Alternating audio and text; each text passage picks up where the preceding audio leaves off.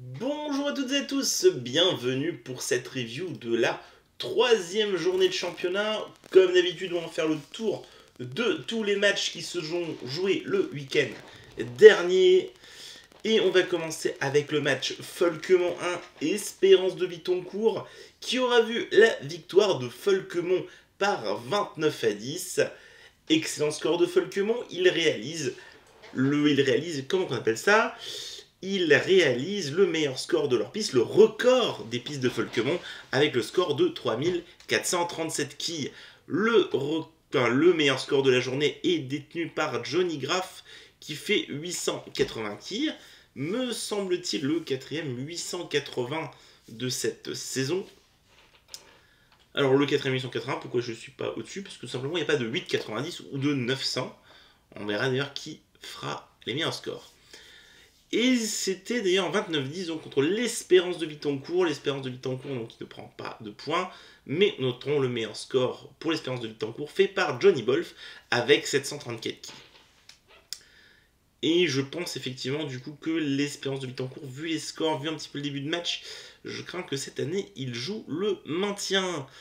Un petit peu comme Vigie qui prend quand même 2 points contre Vitoncourt. Match gagné par Vitoncourt quand même 27-12. Meilleur score du match par Hervé Horry, 804 quilles. Le meilleur score pour Vigie, c'est Sébastien Bonado, 741 quilles. Donc Vigie qui arrive à prendre 2 points, mais je pense qu'effectivement Vigie et Espérance, eux, joueront le maintien contre. Alors que Folkemont et la Vigie Vitoncourt, je pense que ce sera les deux grosses équipes à suivre pour le titre cette année. Capel qui s'impose 21-18 contre Styrin. Meilleur score du match réalisé par Pascal Decia, 815. Alors 815, il avait fait 880 le dernier match, mais c'est vrai que les pistes étaient assez compliquées, puisque j'ai pu y jouer, puisque je fais 786 pour le meilleur score de Styrin. Piste très compliquée, pas tellement plein, puisque les entrées se jouaient assez facilement, mais alors tout ce qui était chassé avant, chassé arrière, les vallées, c'était rapidement des jeux en 2, en 3, en 4 ou en 5, et c'est vrai que les scores se sont un petit peu ressentis. Ouais, vraiment tout ce qui était figure très très difficile à jouer. Je pense que l'hiver se fait sentir sur beaucoup de pistes.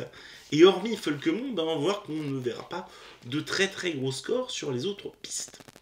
Donc je disais 21-18 matchs gagnés pour Capel. Donc Capel, c'est un que je présentais être un petit peu les outsiders du championnat. Donc voilà, un match assez équilibré au final.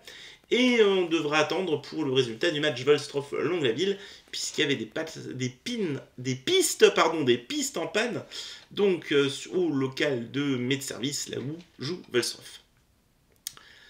Donc Folkemont garde la tête du championnat pour 1 point, ils sont à 81 points, juste devant la BJ Vitoncourt, 80 points, suivi par Styrin 1 avec 59 points, Capel avec seulement 2 matchs et 4ème du classement 49 points, l'Espérance 5ème 36 points, Vigie 1 6ème avec 33 points mais un match en retard et seulement 2 matchs faits à l'extérieur. Ensuite, on retrouve Volstroff avec 28 points et Longlaville avec 14 points. On passe au match de National 2. Alors le premier match, on va devoir aussi attendre les résultats. C'était Longlaville 2, Folkemont 2. Piste en panne, me semble-t-il que c'était le remont de boule qui était défectueux, ne permettant pas de jouer à Longlaville. Premier match qu'on pourra commenter donc à Margus, chez nos amis ardennais. Qui gagne le match face à Medservice 23-16.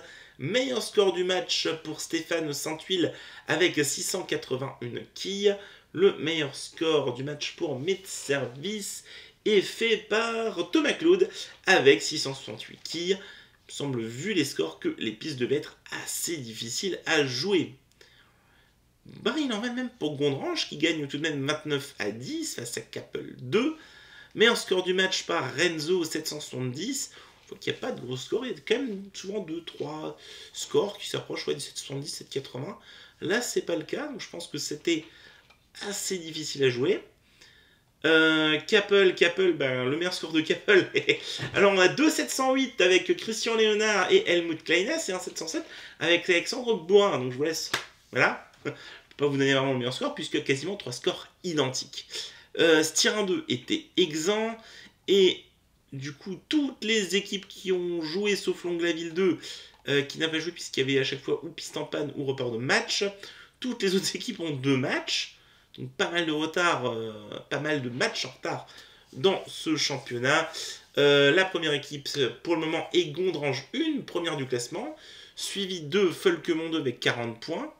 Donc je n'ai pas dit Gondrange 1, 55 points, Folkemont 2, 40 points, Styr 2, 37 points, Margu 1, 35, Medservice 34 et Capel 2, 33. On voit du coup qu'entre la deuxième et la sixième place, on n'est qu'à 7 points. Mais comme je dis, la saison sera longue et pas mal de matchs n'ont pas encore eu lieu. Puisque beaucoup de pistes sont souvent en panne quand même. Mais bon, c'est aussi le retour du Covid, il n'y a pas que les organismes qui sont fatigués, le matériel aussi. Capel 3 s'impose face à Gondrange 3 par forfait 18-0. Donc meilleur score du match par Raymond Willem. Forbach 1 s'impose 16-8 face à Vigie 2. Meilleur score du match pour le jeune Lucas Hoffman avec 800 de quilles. Le meilleur score de Vigie 2 sera fait par Paul Krupiak avec 771 quilles. Gondrange 2 doit s'incliner face à Ypelin 1 sur le score de 8-16. Le meilleur score du match sera fait par Joachim Leisman. C'est déjà lui qui avait fait le meilleur score pour Ypelin, me semble-t-il, lors des précédents matchs. Le meilleur score pour Gondrange sera détenu par Fabio Petit avec 689 quilles. Et on passe au dernier match qui opposait Folkemont 3 à Ypelin 2, match gagné par Folkemont 18-6, et où le meilleur score du match sera détenu par Didier Hornebeck avec 733 quilles. Le meilleur score pour Ypelin est détenu par Frédéric Ferry avec 650 quilles. Voilà, on a un petit peu moins de matchs qui n'ont pas eu lieu, il en manque quelques-uns, mais on a déjà vraiment un début de classement. On voit quand même que c'est assez serré au haut de classement, avec Forbach 1 avec 44 points, Ypelin 1 41 points, Capel 3 est même pas tellement loin, 36 points, et il leur manque un match, j'ai oublié, mais il leur manque un match à l'extérieur, donc ils ne sont pas très loin de Forbach et Ypelin. Gondrange 2 est à 33 points, Folkemont 3 à 33, mais il leur manque également un match.